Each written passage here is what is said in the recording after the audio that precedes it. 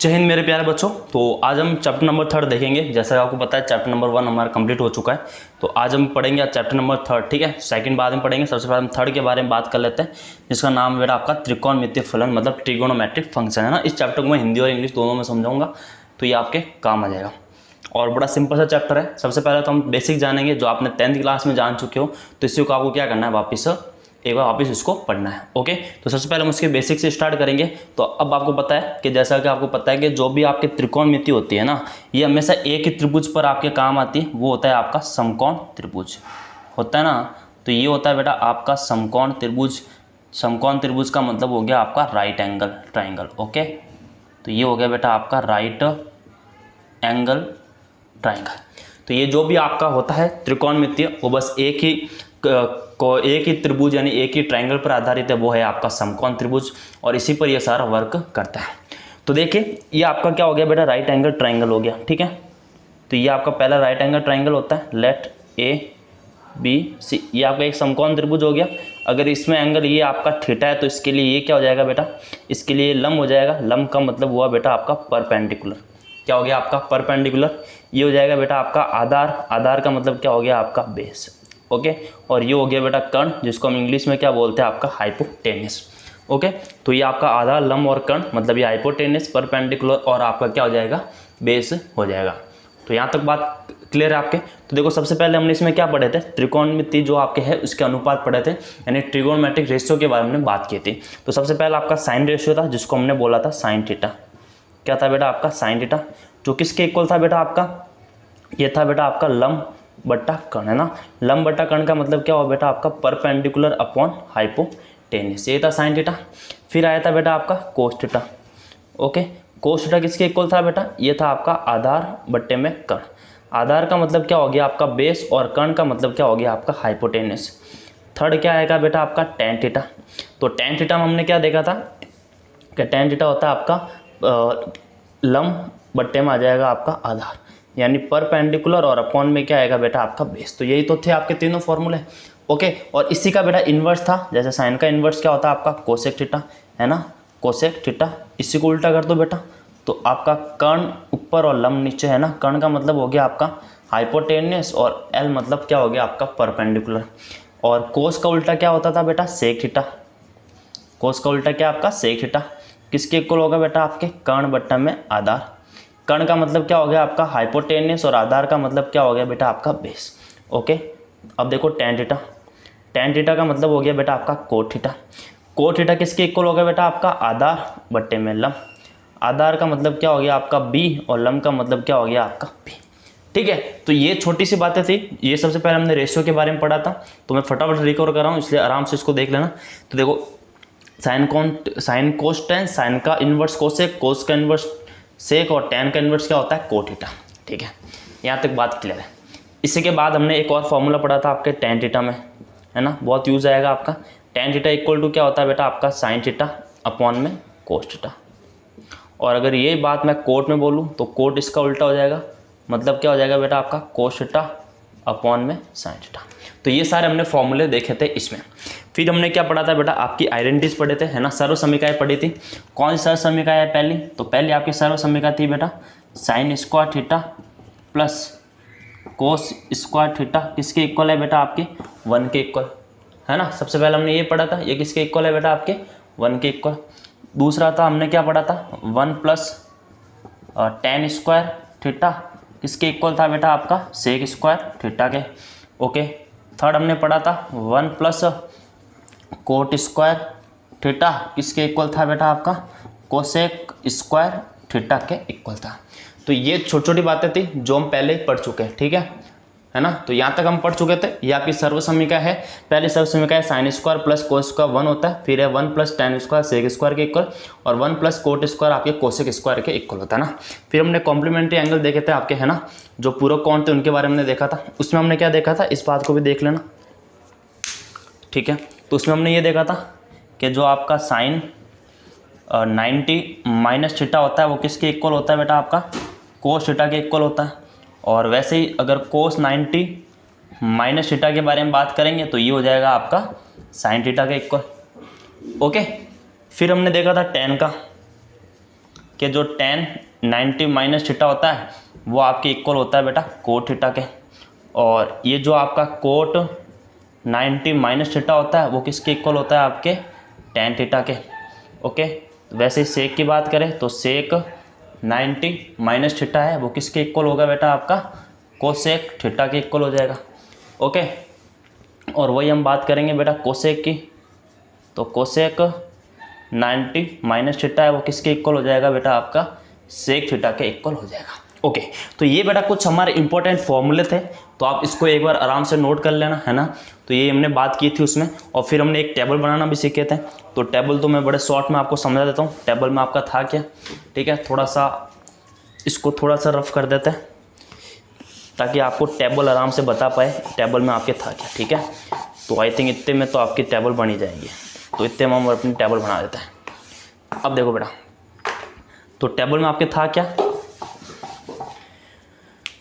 तो देखो टेबल में आपको कौन सा एंगल था बेटा 0 डिग्री, ओके, 30 डिग्री, 45, फिर था बेटा आपका 60, और फिर था बेटा आपका 90।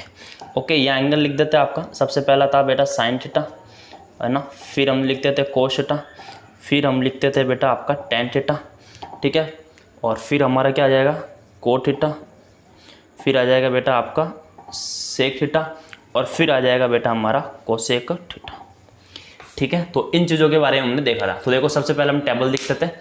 टेबल में आपकी क्या क्या था बेटा, साइन थीटा की वैल्यू हमने क्या ली थी 0, 1/2, 1/√2, √3/2, और फिर था क्या बेटा आपका 1, ठीक है। तो ये चीज़ हमने देखी थी। फिर कोस हमने इसको उल्टा किया था, यानी ये 1 हो जाएगा, इधर आ जाएगा बेटा आपका √3/2, यहाँ आ जाएगा आपका 1/√2, और यहाँ आ जाएगा आपका 1/2, इधर क्या आ जाएगा आपका 0। फिर हमने देखा था टेन थीटा जो होता है वो साइन अपॉन कोस होता है, तो उसको हम इससे डिवाइड करेंगे तो ये 0 आएगा, इसको डिवाइड करेंगे तो ये 1/√3 आ जाएगा, 2 से 2 कैंसिल हो जाएगा, यहाँ से ये कैंसिल होकर आ जाएगा 1, यहाँ से 2 से ये 2 कैंसिल होकर कितना आ जाएगा √3, और 1/0 क्या हो जाएगा आपका इन्फिनाइट यानी अनंत हो जाएगा। फिर हमने बात की कोट थीटा, तो उसको उल्टा कर दो, किसको आपके टेन थीटा को, तो ये इन्फिनाइट हो जाएगा आपका, ये हो जाएगा आपका √3, फिर आ जाएगा आपका 1, फिर आ जाएगा आपका 1/√3, और इधर क्या आ जाएगा आपका 0। ओके, फिर हम देखा सेक थीटा क्या होता है, तो देखो यहाँ फॉर्मूला लिख रहा हूँ। अभी आपको पता है कि जो सेक थीटा होता है वो 1/cos थीटा के इक्वल होता है ना, 1/cos थीटा के क्या होता है वो इक्वल होता है। तो वही करना आपको, कोस का उल्टा करना, जैसे ये 1 इसकी डिवाइड 1 मानेंगे तो 1/1 कितना हो जाएगा आपका 1, इसमें 2 ऊपर लिख देंगे, और √3 कहाँ आ जाएगा बेटा आपके डिवाइड में आ जाएगा, यहाँ √2 आ जाएगा, और यहाँ आ जाएगा आपका 2, और 0 जब डिवाइड में आएगा तो ये क्या हो जाएगा आपका इन्फिनाइट। वैसे जो कोसेक थीटा होता है वो 1/sin थीटा के इक्वल होता है ना, जो कोसेक थीटा होता है किसके इक्वल होता है आपके 1/sin थीटा के इक्वल होता है। तो 1/sin थीटा के हिसाब से लिखेंगे तो ये हो जाएगा आपका इन्फिनाइट, फिर हो जाएगा ये आ जाएगा 2, इधर आ जाएगा बेटा आपका √2, इधर आ जाएगा आपका 2/√3, और इधर क्या आ जाएगा आपका 1 आ जाएगा। तो ये बेटा आपकी क्या थी उसमें टेबल थी, ठीक है। तो ये छोटी सी बात है बेटा जो आपको समझ में आ गई होगी, ठीक है। तो ये आपकी क्या थी, वहाँ पे टेबल थी। तो आई होप ये बात आपको समझ में आ गई होगी कि हमने इसको कैसे क्या बनाया, ठीक है। तो ये थोड़ा हमने सेपरेट कर दिया इस चीज़ को, तो ये बस आपको बातें ध्यान रखनी है। तो ये तो हमने जो बात की थी वो अभी क्या था बेटा ओनली फॉर आपका बेसिक था, ठीक है। अब हम बात करेंगे कि आपको क्लास 11th में इसमें क्या क्या चीज़ें पढ़नी है और उसमें क्या क्या कॉन्सेप्ट है, और बड़े आसानी से हम उसको सीखेंगे। तो तब तक आप इसको आराम से नोट कर लेना, बिना देखे नोट करना, मज़ा आएगा। अब देखिए बेटा, अब हम जो बात करेंगे वो आपकी क्लास 11th में ना, तो सबसे पहले हम देखेंगे एंगल मेजरमेंट के बारे में।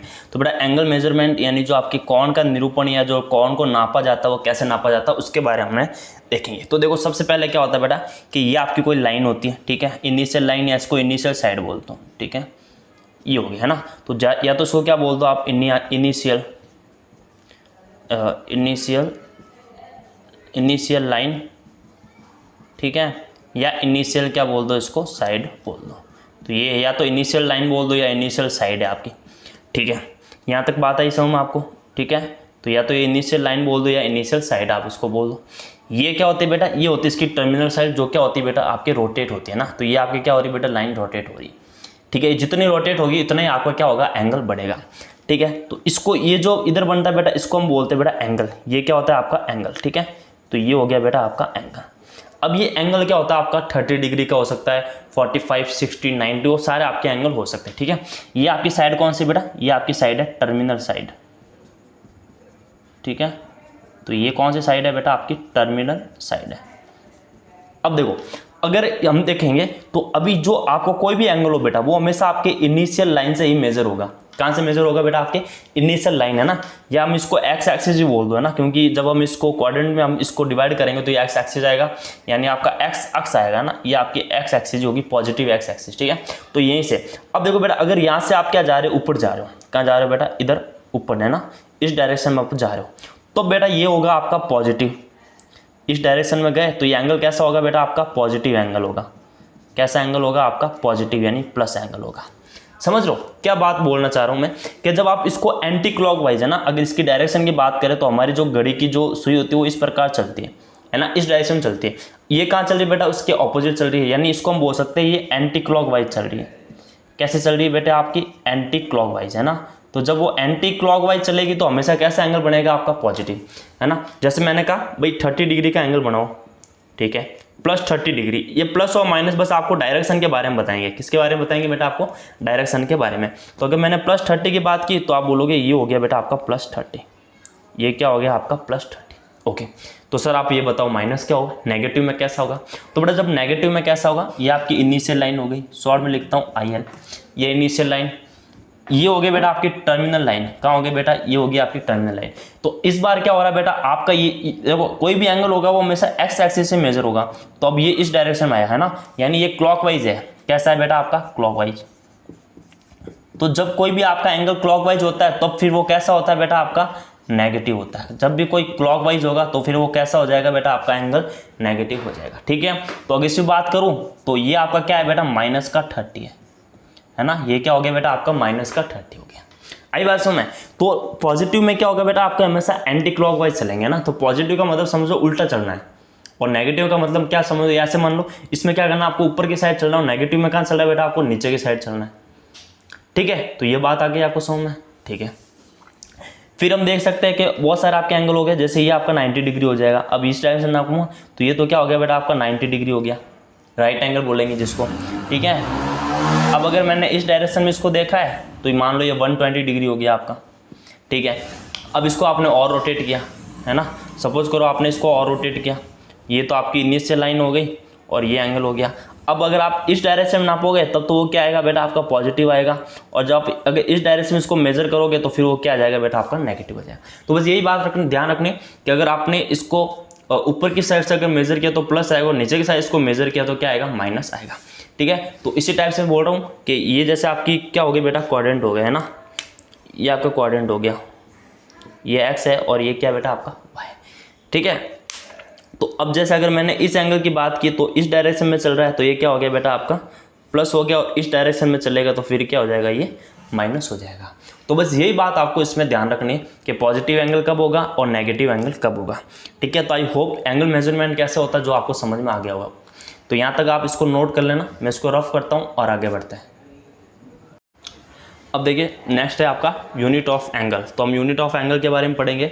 तो आपके जो यूनिट ऑफ एंगल है इसमें आपके बहुत सारे एंगल, जैसे एंगल्स की यूनिट होती है, लेकिन हम मोस्टली दो चीज़ इसमें पढ़ेंगे। एक तो हम पढ़ेंगे इसमें डिग्री के बारे में, है ना, एक तो हो गया आपका डिग्री और दूसरा हो जाएगा आपका रेडियन।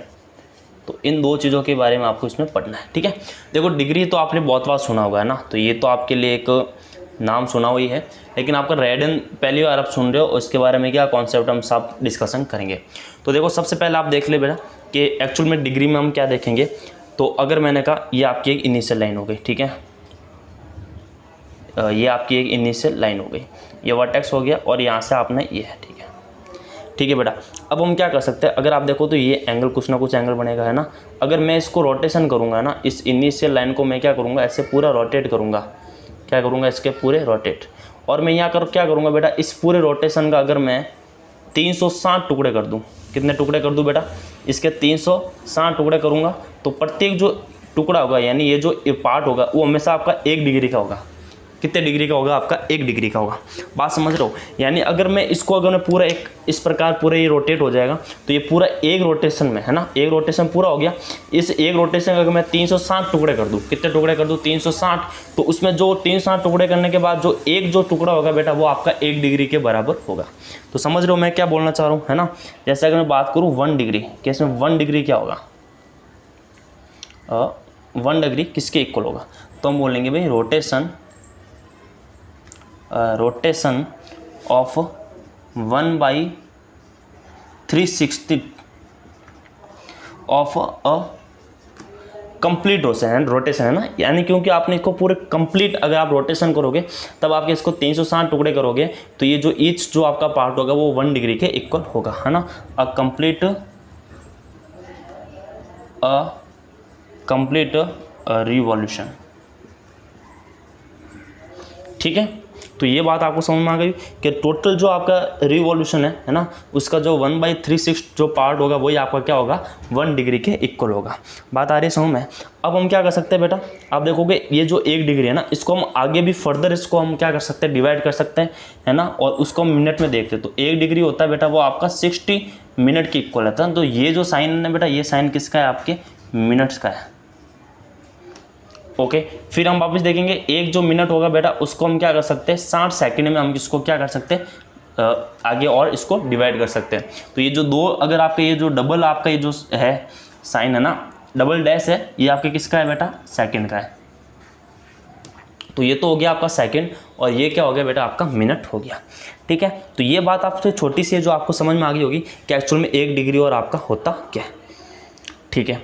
नेक्स्ट हम देखेंगे बेटा रेडियन, है ना। तो ये आपके सुना हुआ नहीं है तो इसको हम बड़े आराम से पढ़ेंगे। देखो रेडियन की बात क्या है बेटा, अगर हम रेडियन देखते हैं तो सबसे पहले आपको एक सर्किल के बारे में पता होना चाहिए कि आपका सर्किल क्या होता है, ठीक है। तो ये हो गया बेटा आपका एक सर्किल, आपने क्या लिया बेटा, एक सर्किल ले लिया, ओके। अब इस सर्किल में आपने क्या किया बेटा, यूनिट 1 यूनिट आपने क्या ले ली इसमें, रेडियस 1 यूनिट क्या ले लिया बेटा, अब यूनिट में कुछ भी हो सकता है, मीटर सेंटीमीटर, हमने इसको 1 यूनिट ले लिया, ओके। अब 1 यूनिट ले लिया बेटा, ये हो गया आपकी रेडियस।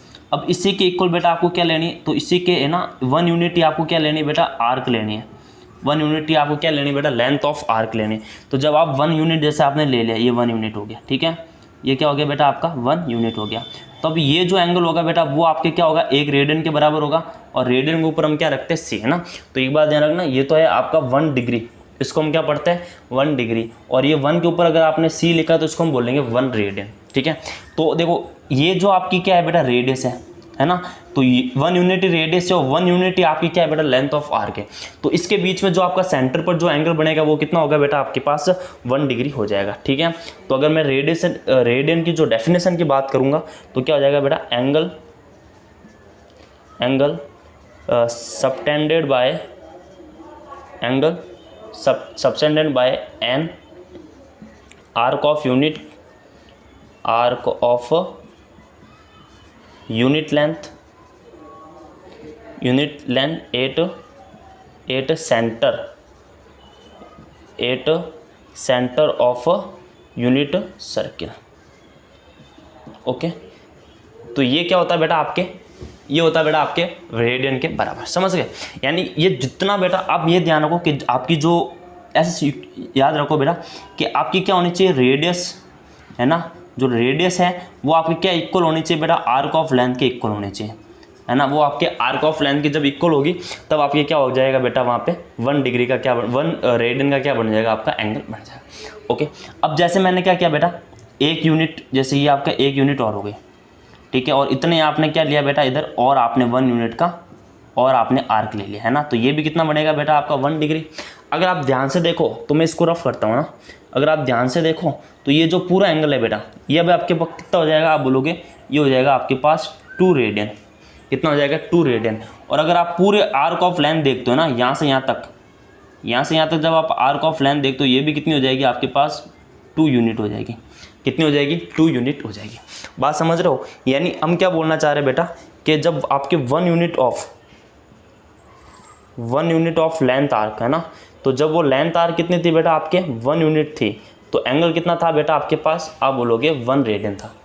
कितना एंगल था बेटा आपके पास, 1 रेडियन था, ठीक है। अब जब आपने 2 यूनिट कर लिया, उसको कितने यूनिट कर लिया बेटा, 2 यूनिट, तो 2 यूनिट ऑफ लेंथ आर्क, ठीक है। तो कितना एंगल बन रहा था बेटा आपके 2 रेडियन आपके क्या बन गया बेटा आर्क।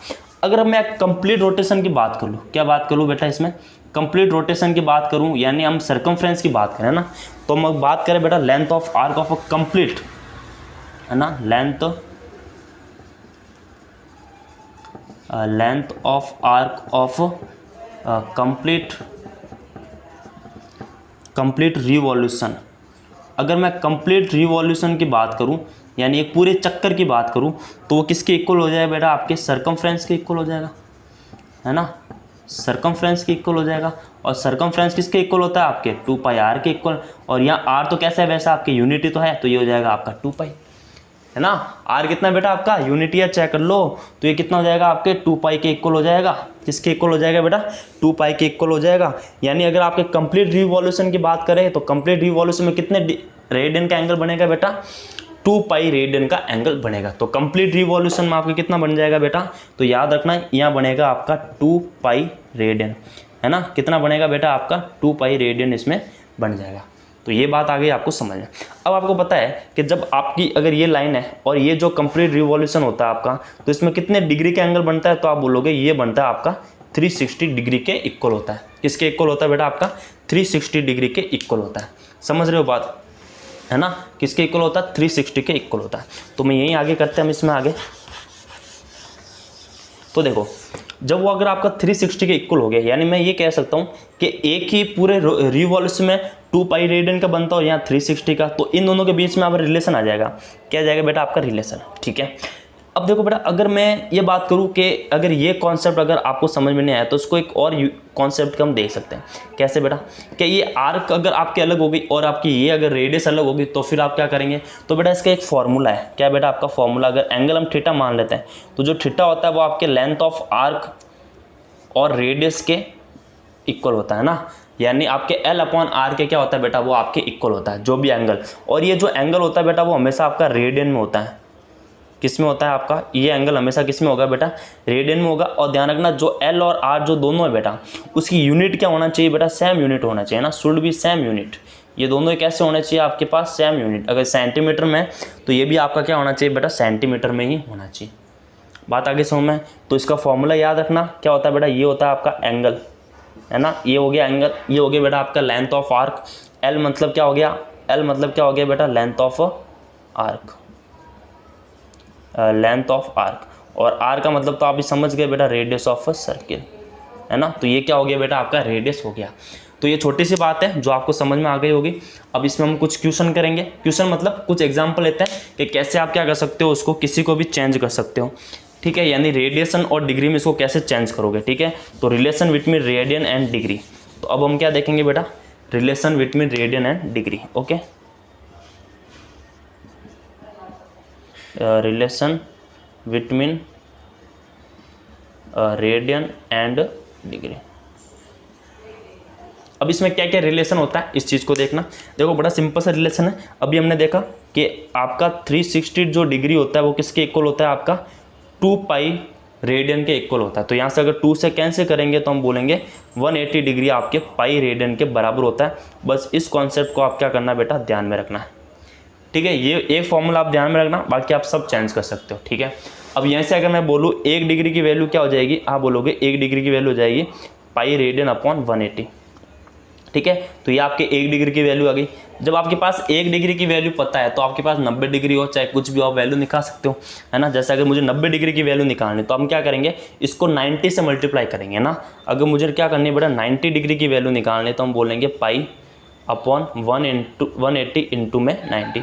ये कैंसिल हो जाएगा आपका 2 टाइम्स, तो कितना आ गया आपका पाई/2 आ गया। और ये किस में होगा बेटा, आपका रेडियन में हो जाएगा। किस में हो जाएगा बेटा, आपका रेडियन में हो जाएगा। वैसे अगर आप 45 डिग्री की वैल्यू निकालना चाहते हो, है ना, तो 45 डिग्री की भी आप निकाल सकते हो। कितना हो जाएगा, पाई अपॉन में 180 इंटू में कितना हो जाएगा आपका 45 हो जाएगा। कितना हो जाएगा आपका 45। तो जब आप इसको कैंसिल करोगे तो ये 4 टाइम्स कैंसिल हो जाएगा। तो कितना आ जाएगा आपका आंसर, पाई/4 रेडियन आपका क्या हो जाएगा, आंसर हो जाएगा, ठीक है। तो ये हम क्या करते हैं बेटा, कैसे हम इसको चेंज कर सकते हैं, ये हमने 1-2 क्वेश्चन लिए, ठीक है। तो 1 डिग्री होता है वो किसके इक्वल होता है बेटा, आपका पाई अपॉन 180 रेडियन के इक्वल होता है। और यहाँ से आप किसी की वैल्यू निकाल सकते हैं, 270 की, 180, 120 आप सबके क्या कर सकते हो यहाँ से वैल्यू फाइंड आउट कर सकते हैं। ओके, तो नेक्स्ट एक्सरसाइज में हम इसके क्वेश्चन करेंगे, तब आपको और ज़्यादा ये समझ में आ जाएगा।